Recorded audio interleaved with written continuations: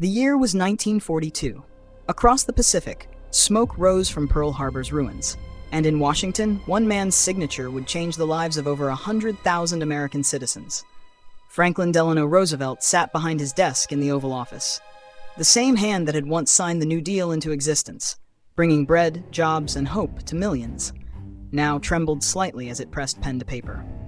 Executive Order 966, a few strokes of ink justified by national security, but destined to stain the nation's conscience for generations.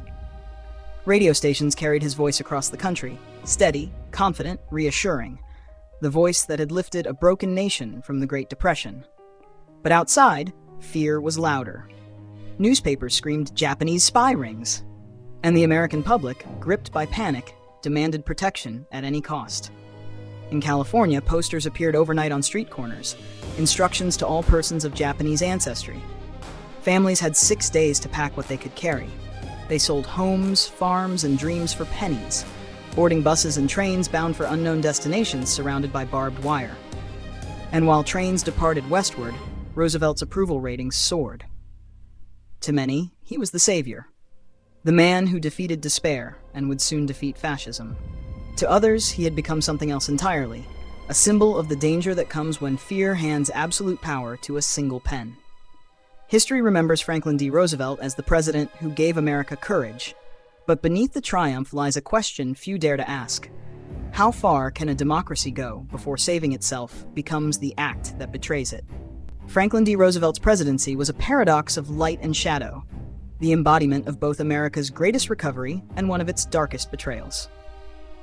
When he took office in 1933, the country was collapsing. Banks failed, unemployment soared past 20%, and faith in democracy itself was eroding. Roosevelt's New Deal rescued a desperate nation by reinventing the role of government, expanding federal authority to rebuild the economy and restore hope. Yet, the same man who became the face of compassion also wielded extraordinary power without hesitation. The New Deal's promise of collective security gradually blurred the line between leadership and control. When World War II erupted, that same executive power, once used to feed the hungry, was now used to imprison the innocent. The story of Franklin D. Roosevelt is not simply about a president. It is about the American soul under pressure. It's about the price of trust in moments of fear, and how moral clarity bends when survival feels uncertain. In Roosevelt's hands, power became both salvation and seduction, and America learned that even its most beloved leader could cross a line drawn not by enemies, but by his own conviction. Franklin Delano Roosevelt was born into privilege, a world of Hudson Valley estates, private tutors, and the legacy of old money that defined early American aristocracy. Yet behind the silver spoon was an upbringing steeped in duty. From an early age, he absorbed the idea that those born fortunate carried the burden of stewardship, to lead, to govern, to protect. Educated at Groton, then Harvard, Roosevelt was molded by institutions that taught confidence more than humility. He admired his distant cousin Theodore Roosevelt, another president who believed in bold government and moral courage. Young Franklin studied him closely, not just the politics, but the posture of leadership itself. His ascent was steady until fate intervened. In 1921, polio struck him at age 39, paralyzing him from the waist down. It was, by all accounts, the end of his political future. But Roosevelt refused to vanish into despair. The struggle against paralysis forged a resilience no privilege could buy. Every painful therapy, every moment of isolation, deepened his empathy for those who suffered silently, the unemployed, the hungry, the forgotten. By the time he returned to public life, Roosevelt was not the same man. He had seen what helplessness felt like. That understanding became the moral foundation of his presidency. When he spoke in his famous fireside chats, he wasn't addressing citizens as subjects of government. He spoke as one of them, reassuring them that no crisis was beyond human endurance. In 1932, as the Great Depression consumed the country, Roosevelt rose as the voice of renewal. His campaign promise, a New Deal for the American people, was both slogan and prophecy. To millions, he was not just a politician, but a lifeline. But beneath the warmth of his smile and the confident cadence of his speeches, there lay a steely strategist. Roosevelt understood the machinery of power and how to wield it. His disability had taught him patience. Politics taught him control. He would become, over the next decade, the most powerful president the United States had ever known. A man whose compassion and command were inseparable, and whose belief in government as a force for good would redefine the American state itself. When Franklin D. Roosevelt entered the White House in March 1933, America was teetering on collapse. Banks had shut their doors, unemployment had crippled entire cities, and the national mood was one of exhaustion and despair. Roosevelt, wheelchair-bound but unbowed, understood that leadership was no longer about persuasion. It was about reconstruction. He surrounded himself with a cadre of reformers, economists, and idealists, the so-called brain trust. They weren't traditional politicians, but intellectual engineers of a new social contract. Together, they designed the New Deal, a sprawling experiment that would touch every corner of American life. The Civilian Conservation Corps, the Social Security Act, the Works Progress Administration, these were not just programs, they were signals. Roosevelt was telling the American people that the federal government would no longer stand apart from suffering. It would intervene, invest, and if necessary, command. But every expansion of power came with a cost. The Supreme Court initially resisted his sweeping reforms, striking down major pieces of the New Deal as unconstitutional. Frustrated, Roosevelt launched what became one of the most controversial political maneuvers in U.S. history, the Court Packing Plan of 1937. His proposal to expand the Supreme Court and appoint new justices loyal to his vision ignited accusations that he was undermining the separation of powers. In private, Roosevelt was unapologetic. "They say I've become a dictator," he told aides, "but if I must use dictatorship to save democracy, I shall." That sentiment revealed the paradox at the heart of his rule. Roosevelt believed deeply in democratic ideals, yet he trusted himself more than the system to defend them. His confidence in his own moral compass allowed him to justify extraordinary authority. The press adored him, labor unions worshipped him, and his fireside chats made him a voice inside every home. But within Washington's marble halls, power was tilting. Congress, once the engine of governance, now revolved around the Oval Office. Roosevelt had turned the presidency into the central nervous system of the nation. By the late 1930s, he had built a political coalition that seemed unbreakable. Farmers, workers, minorities, and liberals united by faith in his vision.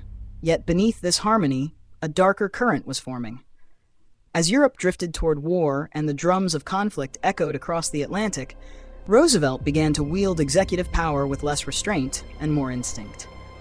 The mechanisms he had built to fight economic collapse were now repurposed for global war. And soon, the man who had mastered democracy's machinery would test how far it could bend before it broke. By 1941, Roosevelt stood at the summit of power. He had tamed the Great Depression, secured unprecedented electoral victories, and guided America from despair to defiant optimism. Yet even as he promised peace, the winds of war were gathering. On December 7, 1941, Japan struck Pearl Harbor. The attack shattered isolationist illusions overnight. Congress declared war within 24 hours, and Roosevelt, the wartime commander, emerged with near absolute authority. The same executive pen that had signed the New Deal's reforms now commanded armies, industries, and the hearts of 130 million citizens. But fear, that silent contagion, crept into the fabric of the nation. Military officials and some members of Congress began to warn of a Japanese fifth column on the West Coast. Newspapers amplified the paranoia. Polls showed that a majority of Americans supported removing people of Japanese ancestry from sensitive areas. FBI Director J. Edgar Hoover opposed the idea, insisting there was no evidence of organized espionage. But voices like General John L. DeWitt insisted, "A Jap's a Jap. It makes no difference whether he is an American citizen or not." That statement, born of ignorance and hysteria, reached the president's desk. And on February 19, 1942, Roosevelt signed Executive Order 9DL66. With one act, he authorized the military to designate exclusion zones and remove anyone they deemed a threat. In practice, it meant the forced relocation of over 110,000 Japanese Americans, 2/3 of them U.S. citizens, from their homes to internment camps scattered across the interior. Families were given days to sell property, close businesses, and pack a single suitcase. Photographs from the time show children wearing numbered tags, mothers clutching blankets, fathers staring into the distance with a silence too heavy for words. The War Relocation Authority called them evacuation centers. In reality, they were prisons behind barbed wire. Dust storms swept through rows of tar paper barracks in Manzanar, Topaz, and Heart Mountain. Entire communities disappeared overnight, replaced by ghost towns. And through it all, Roosevelt said little. Privately, he saw the decision as a necessity, a temporary wartime measure, nothing more. Publicly, he focused on unity, victory, and the march toward freedom abroad. But to those inside the camps, America's freedom had become an abstraction, spoken of by a government that no longer trusted them.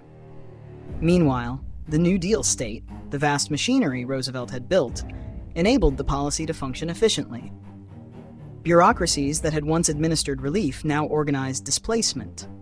The same administrative genius that fed millions during the Depression now managed the logistics of internment. It was this duality that defined Roosevelt's presidency, the ability to wield compassion and coercion with the same steady hand. As war raged in Europe and the Pacific, America's moral compass quietly tilted. The Supreme Court upheld the internment in Korematsu v. United States, 1944, ruling that the government's wartime powers justified the exclusion. History would later condemn that decision and the silence that followed. Roosevelt's defenders argue he acted under unimaginable pressure, facing threats that demanded absolute vigilance. His critics say he surrendered to fear and prejudice. Both are right, and both miss the larger truth. Franklin D. Roosevelt was not merely a man of his time. He was the architect of modern executive power. He believed that in moments of crisis, democracy could not afford hesitation, and so in the name of protection, he redrew the boundary between liberty and authority, a line that America has wrestled with ever since. Executive Order 9066 was not an isolated act of wartime fear. It was the logical extension of a presidency built on the idea that government could and should reshape society in moments of crisis. To understand its consequences, one must trace the DNA of Roosevelt's own political philosophy. The New Deal had already normalized federal intervention on an unprecedented scale. For the first time, Washington was not a distant overseer, but an active participant in daily American life. The state built roads, paid wages, managed banks, and regulated prices. Bureaucracy became a lifeline, but also a habit. By 1942, the administrative machine Roosevelt had engineered could mobilize millions overnight. It could also, with the same precision, displace an entire population. In practice, Executive Order 9066 functioned through layers of civilian and military bureaucracy. The War Department drew up exclusion zones. The Western Defense Command executed removals. The War Relocation Authority constructed and managed 10 major camps. Every form, every train manifest, every numbered tag attached to a suitcase bore the quiet efficiency of the federal state in motion. This was the paradox of Roosevelt's legacy. The same system that embodied America's compassion during the Depression became an instrument of repression under the pressure of war. The moral calculus had shifted, from saving individuals to safeguarding the collective. Fear had redefined virtue. Economically, the New Deal succeeded in stabilizing the nation and paving the road to wartime prosperity. The internment, however, inflicted deep economic scars. Japanese Americans lost farms, homes, and small businesses worth hundreds of millions of dollars. Entire generations saw their economic and social capital erased. Politically, Roosevelt's decision consolidated the idea of executive supremacy in times of emergency. Congress deferred, the courts complied, public opinion, softened by propaganda and patriotism, accepted extraordinary measures as the price of safety. The notion that liberty could be suspended, temporarily, rationally, even benevolently, became part of America's political vocabulary. And yet, history would prove the fallacy of that logic. No act of sabotage by Japanese Americans was ever uncovered. No espionage ring was found. What remained was not evidence of danger, but evidence of prejudice, and a lesson about how democracies can fracture not from foreign enemies, but from the weight of their own fear. The consequences endured long after Roosevelt's death. It took more than 4 decades for the United States to formally apologize. In 1988, the Civil Liberties Act, signed by President Ronald Reagan, acknowledged the injustice and offered reparations. The bill's preamble called the internment a result of race prejudice, war hysteria, and a failure of political leadership. Those words, though written decades later, were an indirect indictment of Roosevelt's decision, and a reminder that even the most heroic chapters in history cast shadows. Franklin D. Roosevelt built the modern American state. But in doing so, he left behind a question that still haunts its foundations. Can a nation expand its power to protect freedom without eventually turning that power against freedom itself? Controversy surrounded Franklin D. Roosevelt long before the internment camps. To his admirers, he was the man who saved democracy from collapse. To his critics, he was a political magician, dazzling the public with reforms while quietly accumulating unprecedented control. The first major wave of opposition came during the New Deal. Conservative senators, business leaders, and newspaper magnates accused Roosevelt of turning America toward socialism. The Chicago Tribune warned that he was laying the foundation for a permanent dictatorship. The American Liberty League, backed by corporate giants like DuPont, waged a relentless campaign against his policies. They saw the alphabet agencies, the NRA, WPA, AAA, not as tools of recovery, but as instruments of centralization. Roosevelt's response was as strategic as it was audacious. He reframed every attack as proof that entrenched elites feared progress. His political genius lay in transforming opposition into momentum. But the Supreme Court was less forgiving. In 1935 and 1936, several New Deal programs were struck down as unconstitutional. Furious, Roosevelt attempted his now infamous court packing plan, proposing to expand the number of justices. Though he claimed it was to ease the court's workload, few doubted his true motive, to tilt the judiciary in his favor. The backlash was immediate and severe. Even allies within his party recoiled. For the first time, Roosevelt's aura of invincibility cracked. Then came World War II, and with it, a new dimension of controversy. While Roosevelt led the nation to victory abroad, his decisions at home began to draw quiet unease. Civil libertarians like Eleanor Roosevelt, his own wife, expressed moral discomfort with Executive Order 9066. The First Lady privately condemned the policy, arguing that we have no right to discriminate against loyal citizens. A handful of officials resisted the tide. Attorney General Francis Biddle and FBI Director J. Edgar Hoover both warned the president that the mass removal of Japanese Americans was unnecessary. But political pressure, from the military, from Congress, from public hysteria, was relentless. Roosevelt, ever the pragmatist, chose unity over principle. Even after the war ended, the controversy did not fade. The 1944 Supreme Court case Korematsu v. United States upheld the constitutionality of internment, a ruling that would stand for over 70 years until it was finally repudiated. Roosevelt died in 1945 before the reckoning came. His admirers remembered him as the savior of democracy. His detractors saw a man who had proven how fragile democracy could be. Both were right. Franklin D. Roosevelt's legacy is a study in contradiction, a fusion of compassion and control, progress and peril. He rescued a broken nation from despair, yet left behind a moral scar that challenged its conscience for generations. The New Deal remains one of the most transformative experiments in American history. It redefined the relationship between government and its people, establishing social safety nets that endure today: Social Security, labor protections, public works, and the very idea that Washington bears responsibility for economic stability. Roosevelt's vision of a people's government set the foundation for modern liberal democracy, inspiring leaders across the world. But that same vision carried an undercurrent of danger. The expansion of federal power that made the New Deal possible also blurred the boundaries that protect individual rights. Executive Order 9066 was not an aberration. It was the shadow cast by the same machinery that had been built to save. The state's ability to do good, Roosevelt proved, was inseparable from its capacity to do harm. History has softened its judgment of Roosevelt, framing his mistakes within the urgency of war and the scale of his achievements. Yet the deeper lesson remains timeless. In moments of crisis, when fear masquerades as patriotism, even the most enlightened leaders can rationalize injustice. Roosevelt's internment policy serves as a warning about what happens when empathy yields to expediency, when the need to act swiftly eclipses the need to act justly. It is a reminder that the gravest threats to democracy often arise not from foreign enemies, but from the choices made in its defense.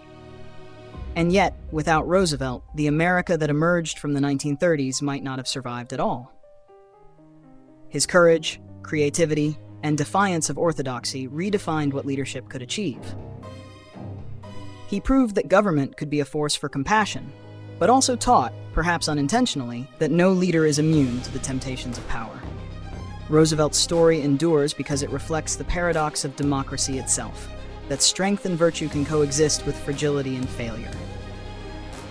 He left behind not perfection, but a question, one that echoes through every generation that inherits his republic. How much power should we give to those we trust most, and what will we do when they misuse it? On April 12, 1945, Franklin D. Roosevelt's pen fell silent. He died in Warm Springs, Georgia, still writing to the world. His unfinished speech lay on his desk, its final words haunting in their simplicity. The only limit to our realization of tomorrow will be our doubts of today. Outside, a nation wept. Radio stations fell quiet, factories paused, and soldiers at distant fronts stood still to listen. The voice that had guided America through depression and war had gone, and yet its echo remained in every law, every policy, every citizen's expectation of what government could be. In the years that followed, historians would debate whether Roosevelt saved democracy or reshaped it beyond recognition. His New Deal became the blueprint for modern governance.